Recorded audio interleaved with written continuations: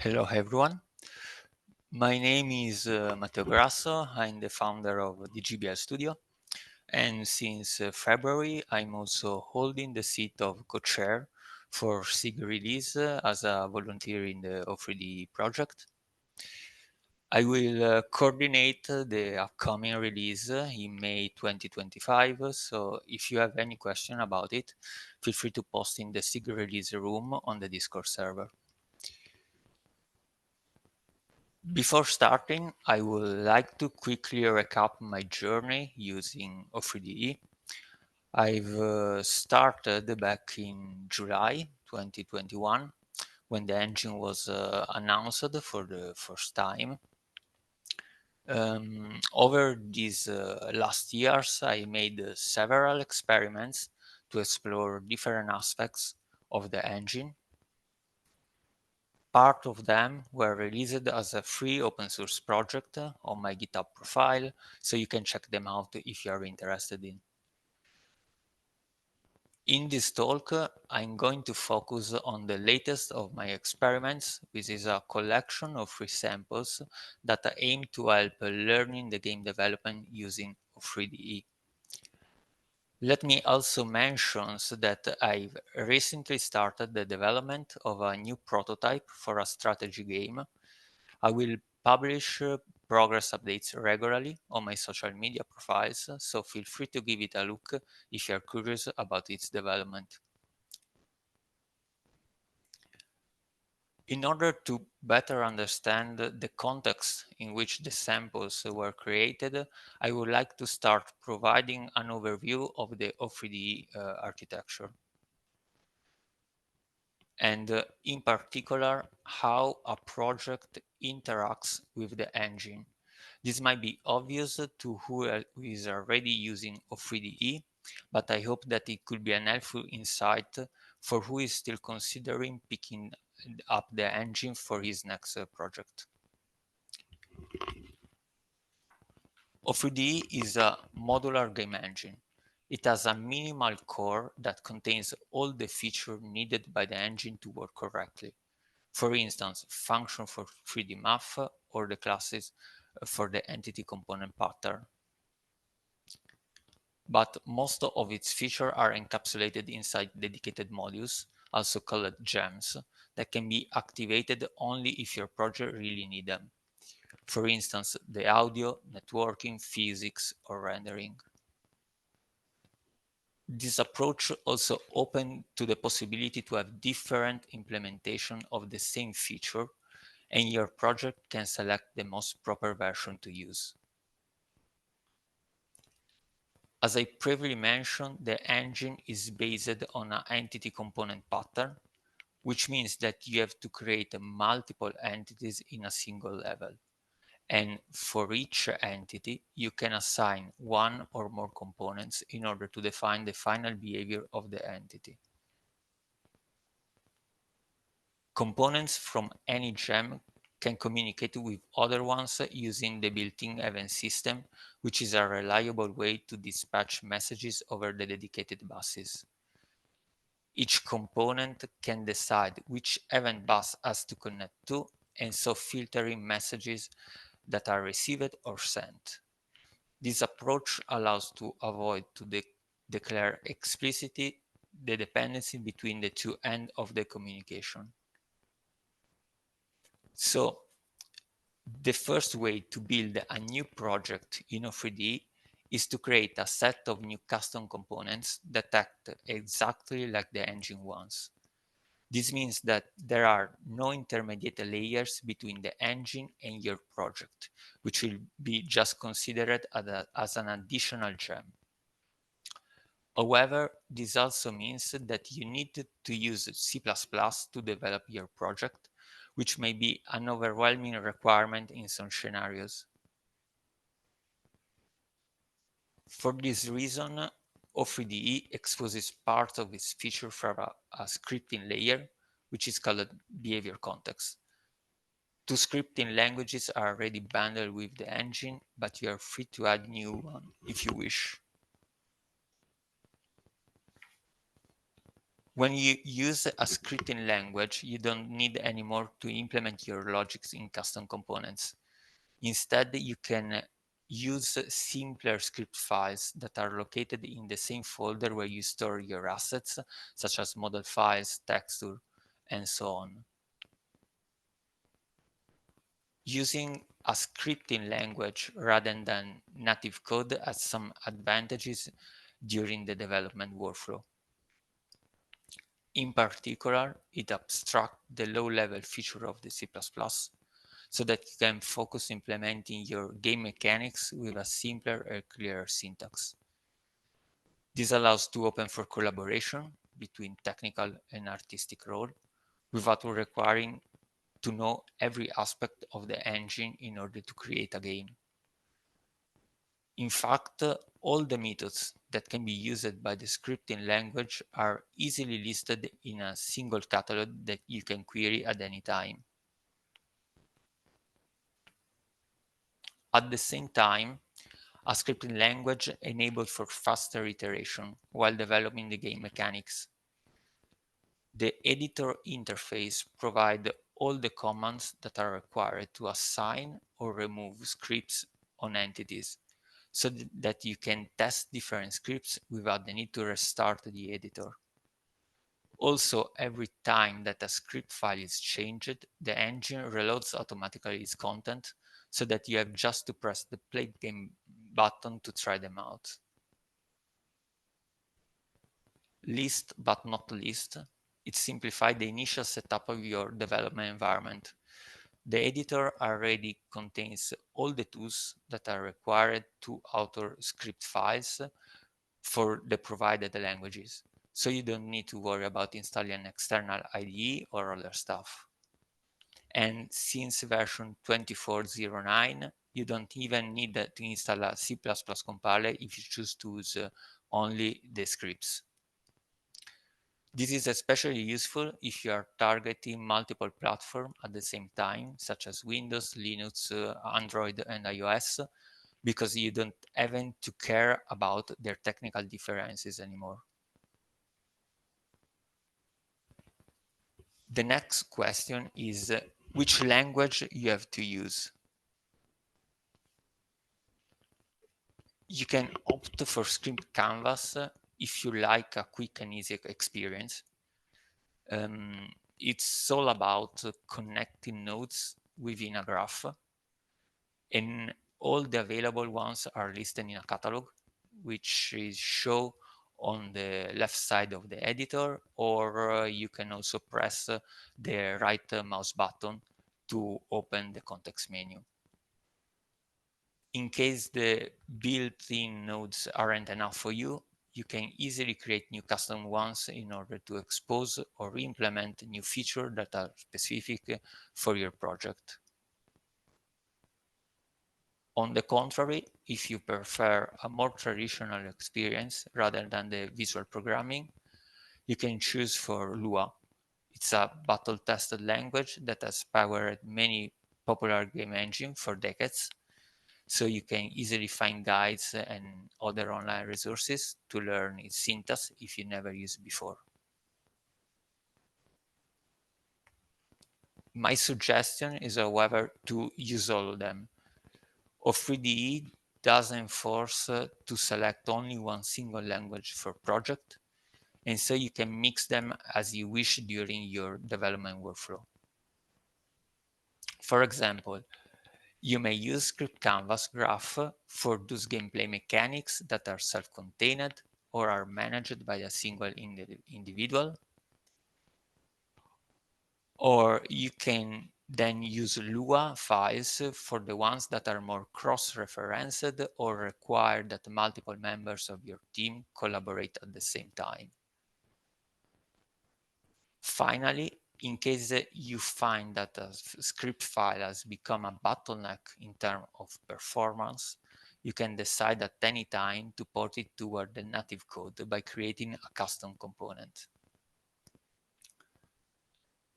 So now I hope that you have a clear picture of which languages are available in O3DE and eventually which better fits your needs.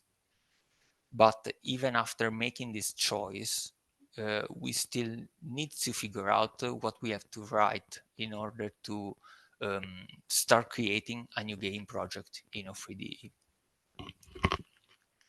And to try answering this question, I've created a minimal game templates, a collection of 10 samples projects that demonstrate how to use the base feature of the engine for prototyping games.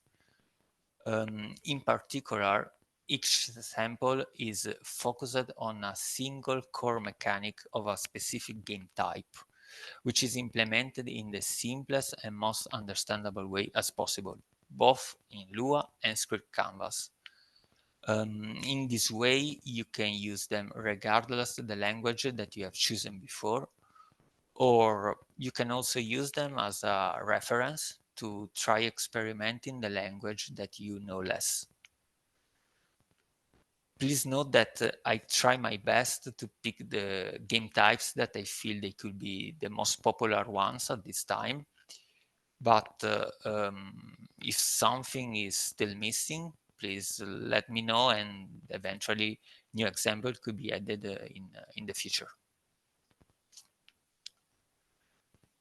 When I started making these sample projects, I decided to put some constraints on the development in order to define their scope.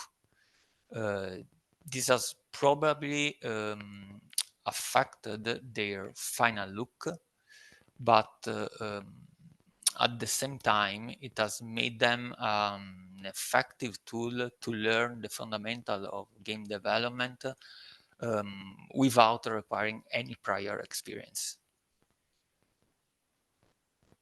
Firstly, must be as easy as possible for any user to get access to the samples.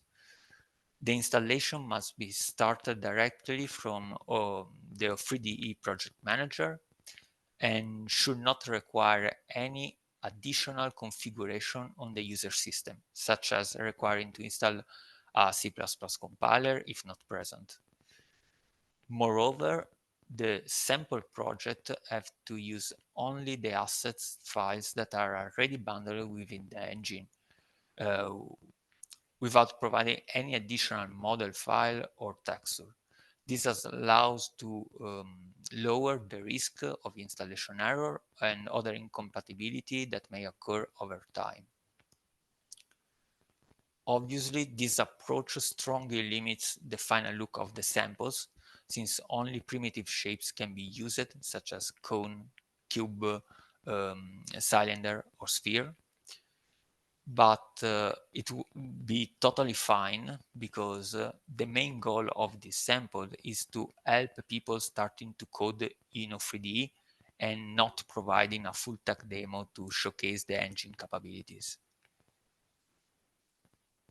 It is really important that the samples provide the minimal architecture required to start a new project from scratch. For instance, which components are needed to set up the main camera in order to follow the player, or how to make the player attacking an enemy when a button is pressed. However, it's also very important to pay attention to the level of details that is used to implement each feature. In fact, any additional specialization for a single use case could add more unneeded complexity to the code, becoming more difficult to understand for beginners. For example, let's think about a jump system. For sure, the character has to be lifted when the jump button is pressed, and then he has to fall back to the ground after a while due to the gravity. But we can also add the option to perform a double jump while the character is still in the air, or allowing to adjust the trajectory while the character is falling, in order to control where the landing point will be. All these features make the game more fun, but are also unrealistic. So they will be valid if we are creating a fantasy world, but not in a simulation game. Thus, we have to define them out of scope for our samples and just limiting to the initial behavior. In order to make the samples more useful, it is really important that their features are self-contained as much as possible. In other words, one feature doesn't have to rely upon another one. In this way, the sample project are not only a tool to start learning O3DE, but they also become a repository where users can pick only what they need and then combine them to experiment new game types. In order to better understand the case, let's return to the previous example. We may implement the player controller as a single script that handles all its actions, such as moving, jumping, but it would be much better if we can create a dedicated script for each action.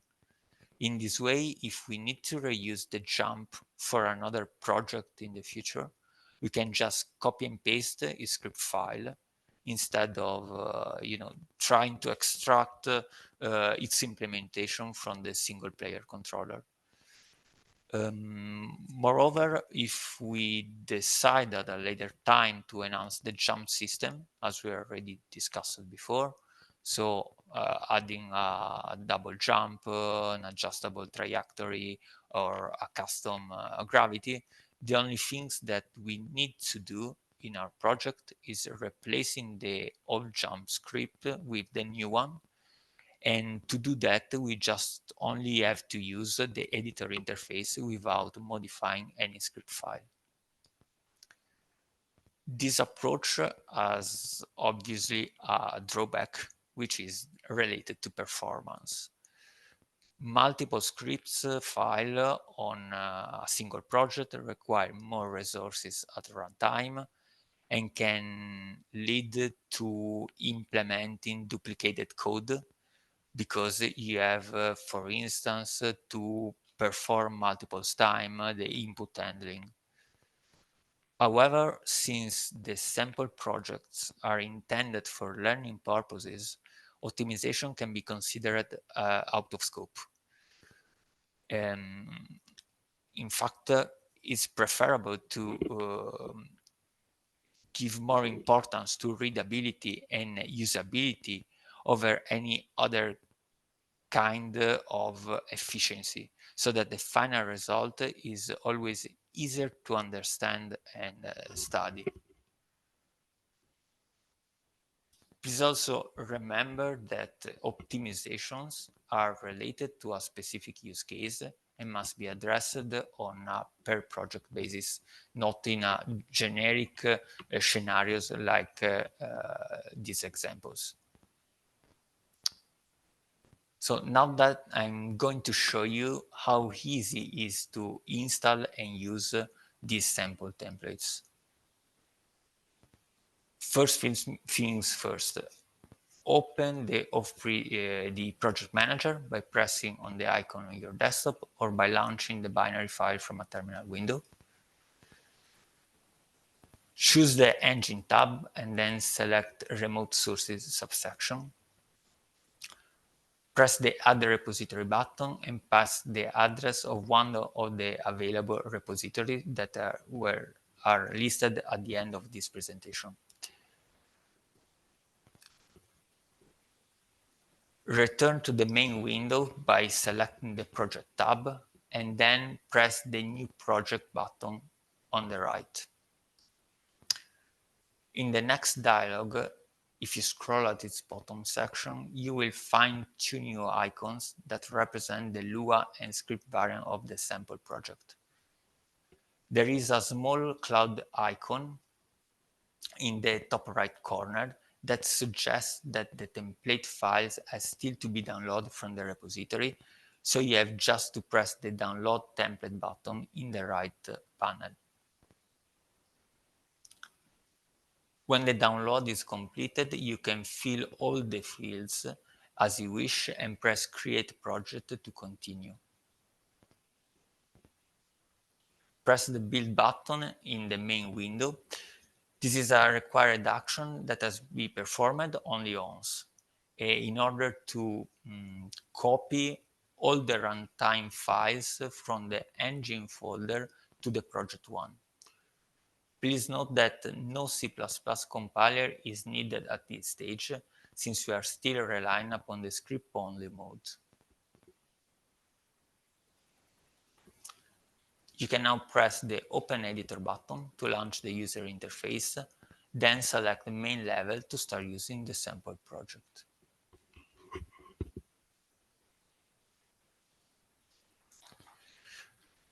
But at this stage, you're probably asking yourself what you can expect to find in these samples.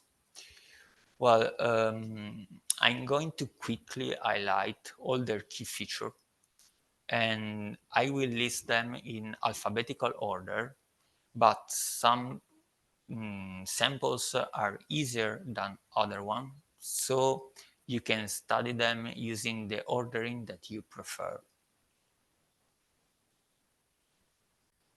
The action RPG show how a character can start attacking an enemy that is wandering around the level. The mouse is used to provide all the inputs to the character. The player moves toward the destination that is selected by pressing the left button, and it performs an attack in the direction that is pointed by the right button.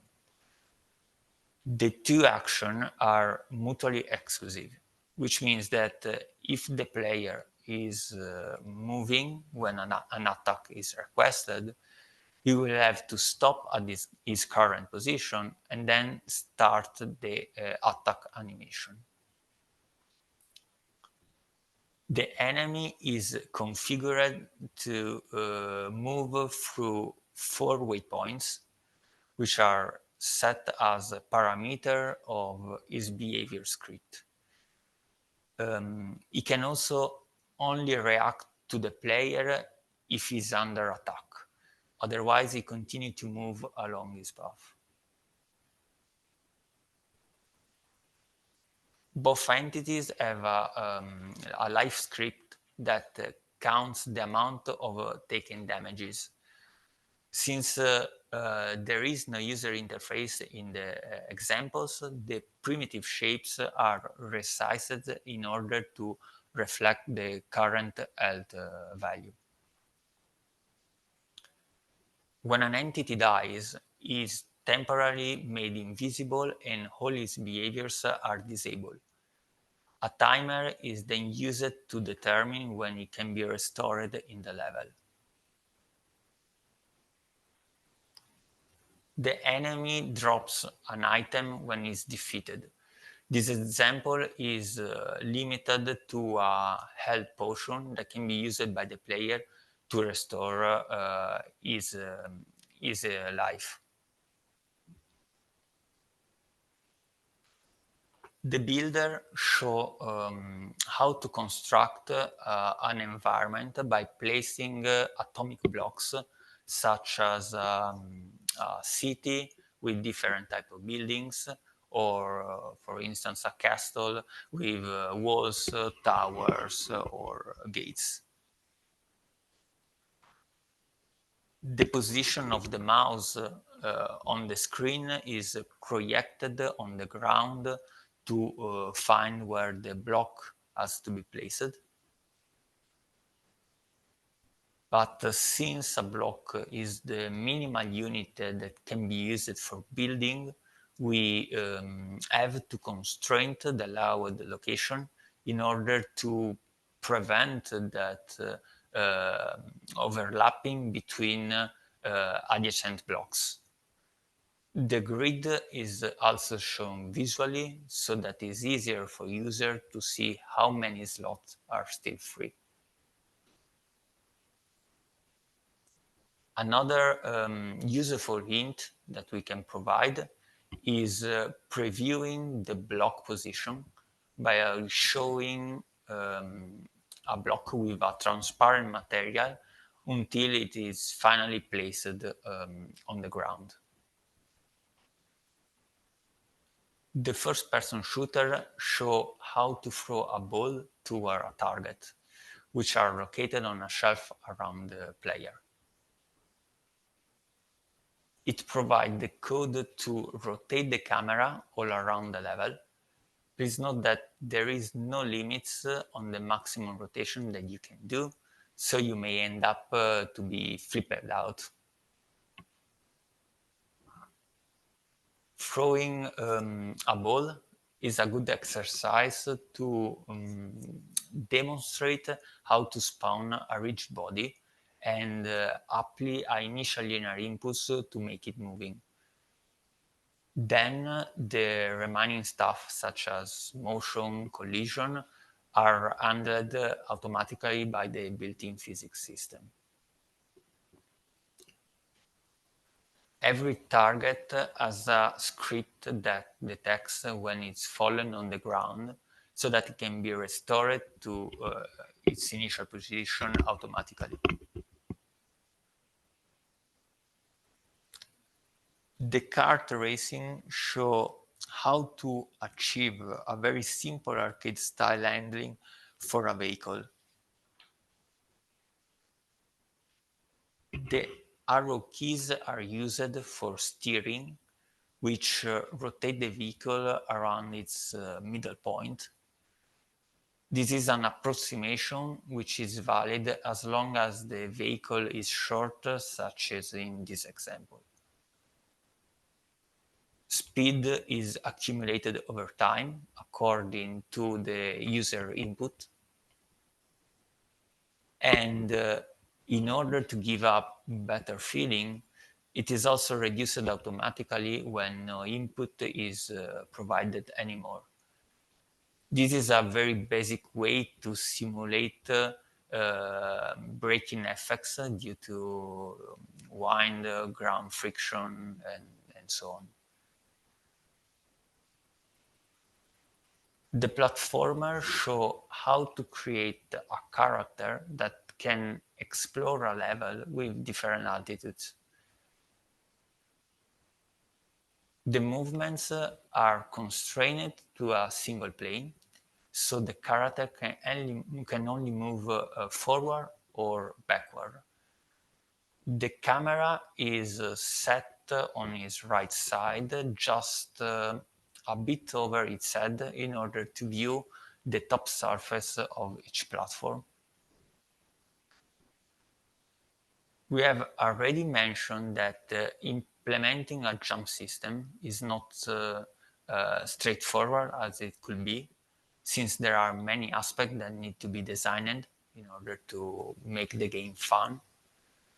In this example, jumping is limited to the very basic stuff. So applying a force to lift the player and then let the physics system to bring it back to the ground due to the gravity.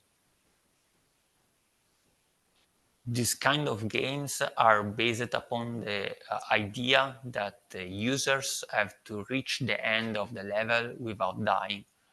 So there are some static hazards in the level that the player has to avoid to touch. The puzzle shows how to create a 2D games, which is more suitable for casual games or on mobile platform. Please note that O3DE doesn't provide a dedicated 2D pipeline yet, so this sample is just a 3D game that is rendered from a point of view that seems to be flat. Tiles are also a good example for using the prefab system and its override feature. In fact, you can create a single base tile that defines the common shape for all of them. Then You can create a dedicated variation by changing only some specific properties of the base one, such as the color or the size. The arrow keys are used to scroll between the available tiles in the grid. When the desired one is found, the spacebar is used to lock the selection. In this mode, a tile can only be moved to the nearest position if empty. It is possible at any moment to cancel the selection by pressing the spacebar again, returning to the initial scrolling mode. The stealth show how an enemy can spot the player when he enters into his field of view. There are many techniques to do that, but the simplest one is to use the dot product to calculate if the player is in front of the enemy or not. Its visualization is also very limited. In a real project, it will require to create a dedicated render path and shaders, but in this case, it is shown using a stretched cone with a semi-transparent material.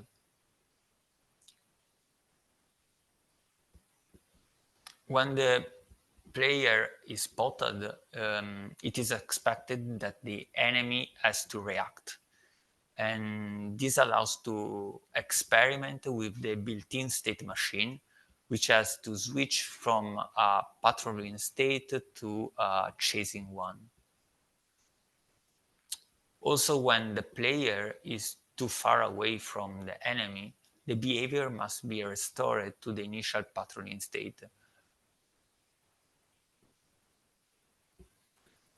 This also means that the enemy cannot follow the player everywhere, but there are some virtual boundaries that it cannot cross. This is implemented by using some math comparison on the current position of the enemy, but is also represented visually for the user by setting different colors on the ground. The real-time strategy shows how to create a basic production chain. There are some resources around the level, and which can be picked up using the mouse and stored in the main warehouse. Each resource can be converted to a unit by just pressing on the factory at the middle of the level. A progress bar is shown on top of it since the operation may require a bit of time. This is usually a parameter that you have to tweak carefully when you design this kind of game. Rather than the previous samples, this time we use the raycasting from the mouse, not just to find a position in the 3D world, but to determine which entity we are interacting with. In this way, we can perform the correct action, such as collect the item, generate a unit, and so on. The turn-based tactics show how to create a combat system using turns. Instead of moving the player directly, this time the user has to choose which action will be performed when the turn is ended. By pressing the A button on the keyboard, he can attack the opponent in order to reduce his health. The drawback is that the player will remain vulnerable to any other attack that the enemy may do at the next turn. On the contrary, in case he wants to be safer, You can press the D button on the keyboard to use a shield to protect from incoming damages. But this time, the action has no effect on the opponent's health. In order to visualize the chosen action, since we are not using any user interface, the opponent take a step forward for attacking or a step back for defending. Their position are always reset at the end of the next turn. The enemy choose randomly his action without using any context about the battle. In a real project, this approach should be extended by using information about the opponents that can support more clever decisions.